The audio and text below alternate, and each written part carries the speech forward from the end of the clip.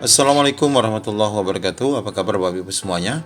Pada video kali ini kami akan tunjukkan bukti bahwa adanya dugaan Pemda telah berdusta, yakni anggaran gaji P3K hanya mampu dibayar 5-6 bulan dan bahkan ada Pemda yang tidak menganggarkannya. Dan akhirnya alhamdulillah itu semua terbongkar. Untuk mengetahui informasi lengkapnya, ikuti video ini sampai selesai. Sebelum kita lanjutkan pada informasinya, kami rekomendasikan Bapak Ibu untuk menginstal aplikasi Teachmin, aplikasi yang dapat membantu Bapak Ibu dalam pembelajaran online. Silakan Bapak Ibu mencoba, link downloadnya sudah kami siapkan di kolom deskripsi.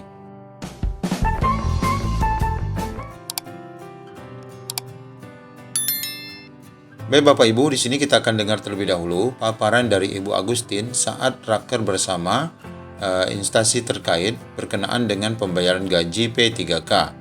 Data yang disampaikan ini adalah bersumber dari hasil rapat bersama Pemda, baik itu Pemda Provinsi maupun Kabupaten Kota. Dalam paparan ini kita akan lihat bahwa Pemda hanya mampu membayar gaji P3K 5-6 bulan, dan ada juga Pemda yang tidak menganggarkannya. Namun ternyata sepertinya itu hanya akal-akalan Pemda. Terkait dengan anggaran untuk pengangkatan guru honorer dari P3K, Kabupaten Wonogiri menganggarkan di APBD tahun 2022 dari kebutuhan 153 miliar yang diselesaikan di dalam DAU tahun 2022, dianggarkan 175 miliar sekian.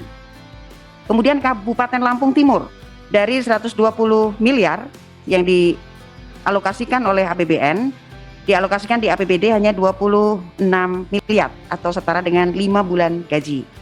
Kemudian Kabupaten Pasuruan, gaji diperhitungkan dalam DAU tahun 2022 126 miliar 257 ribu sekian, APBD-nya belum menganggarkan.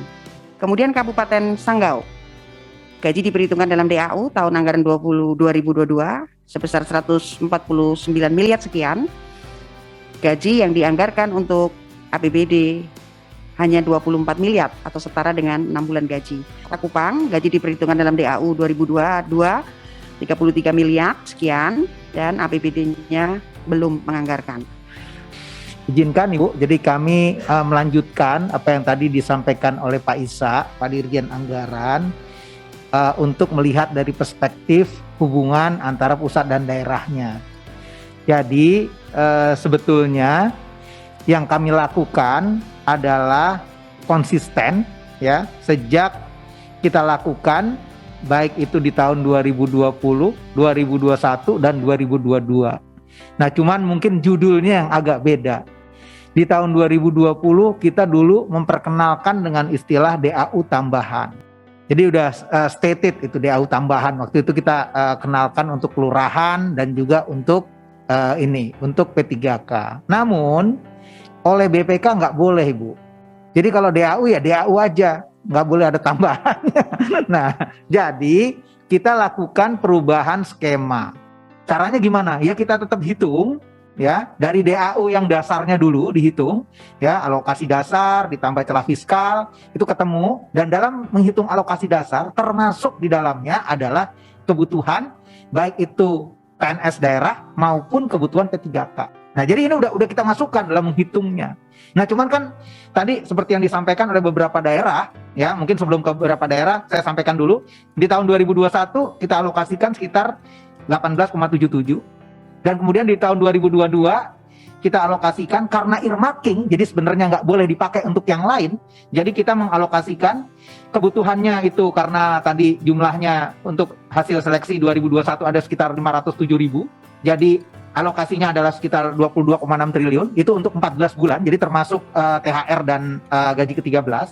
Ditambah tambahan formasi 2022 yang kita hitung berdasarkan rapat koordinasi yang kira-kira mungkin baru bisa selesai mungkin sekitar bulan Oktober. Jadi ini sekitar 758.000 formasi, kita hitung alokasinya sekitar 6,75 triliun.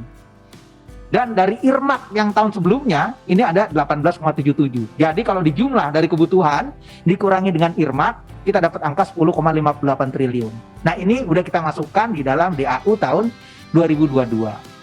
Nah, mengenai kondisi yang tadi disampaikan oleh Ibu Pimpinan dan mungkin Bapak Ibu sekalian, mungkin saya akan sedikit share data-data yang kami miliki dari APBD untuk tahun 2021. Ini menarik nih Bapak Ibu sekalian. Jadi ini bukan masalah duitnya nggak ada, tapi kemauan dan kedisiplinan daerah untuk menggunakan sesuai dengan tata kelola dan peruntukannya. Dan tadi kami juga selain dengan Kemendagri, kami sendiri juga terus, selain tadi suratnya aja udah 3 kali Bu, ya, dan juga kita juga terus melakukan sosialisasi. Jadi seperti contoh, untuk Wonogiri itu belanja pegawainya itu baru 88%. Jadi mereka sebenarnya masih punya space untuk Wonogiri, walaupun tadi Wonogiri sudah baik ya, dari 153 yang ada di DAU, dia menggunakan 135. Lampung Timur, tadi kalau dilihat, dia hanya mengalokasikan di APBD-nya hanya 26 miliar, padahal dari DAU-nya 120 miliar. Bapak Ibu sekalian, ini yang namanya realisasi belanja pegawainya itu hanya 84,17%. Jadi sebenarnya masih ada space di situ. Kemudian Pasuruan juga menarik ini. Dia sama sekali tidak menganggarkan di APBD-nya. Padahal di DAU-nya kita sudah masukkan 126 miliar. Ternyata walaupun di belanja pegawainya sudah tinggi, 94%, tapi secara umum di anggarannya APBD-nya, dia masih punya surplus 91 miliar.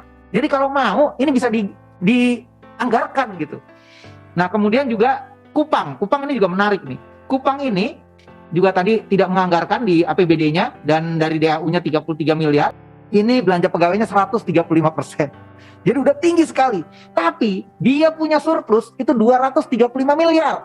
Nah, jadi ini masalahnya bukan antara duitnya nggak ada nih, ya. Nah, jadi Ibu pimpinan dan Bapak Ibu sekalian, nah tinggal sekarang yang perlu adalah yang pertama tadi seperti disampaikan rekan kami Pak Dirjen Anggaran, kita mungkin tidak hanya melihat dari segi rasio, tapi juga tadi mungkin fleksibilitas ataupun juga pengaturan yang lebih fit dengan kebutuhan. Sehingga tadi butuhnya sebenarnya berapa. Jadi mungkin kalau guru yang makro itu bisa di-unlock.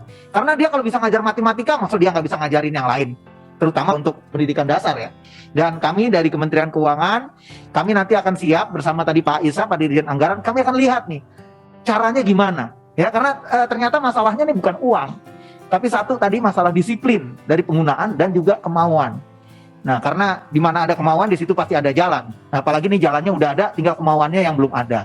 Mungkin ini yang bisa kami sampaikan. Terima kasih. Wabillahi taufik wal hidayah. Assalamualaikum warahmatullahi wabarakatuh. Terima kasih Pak Isa dan Pak Prima, sehingga kita ada harapan bahwa guru-guru yang sudah diangkat ini sebenarnya ada uangnya, ada ya, disiapkan oleh pemerintah pusat.